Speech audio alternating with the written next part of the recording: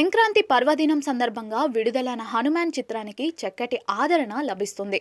తేజ సజ్జా కథానాయకుడిగా ప్రశాంత్ వర్మ దర్శకత్వంలో తెరకెక్కిన ఈ చిత్రం పాన్ ఇండియా స్థాయిలో దూసుకుపోతోంది. ఇప్పటికీ 200 కోట్ల వసూళ్ల క్లబ్లో చేరింది. ఈ సినిమాకు సీక్వెల్గా జై హనుమాన్ రాబోతున్న విషయం అందరికీ తెలిసిందే.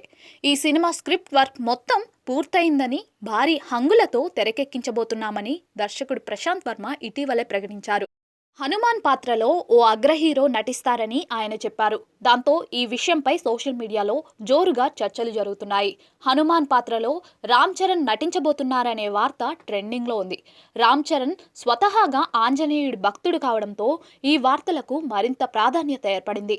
అయితే ఈ ప్రచారంలో నిజమెంతో తెలియాలంటే చిత్ర బృందం నుంచి అధికారిక ప్రకటన వచ్చే వరకు వేచి చూడాల్సిందేనని అభిమానులు అంటున్నారు. ఇదిలా ఉండగా శంకర్ దర్శకత్వంలో రామ్ చరణ్ నటిస్తున్న తాజా చిత్రం గేమ్ చేంజర్ సెప్టెంబర్లో ప్రేక్షకుల ముందుకు రానుంది.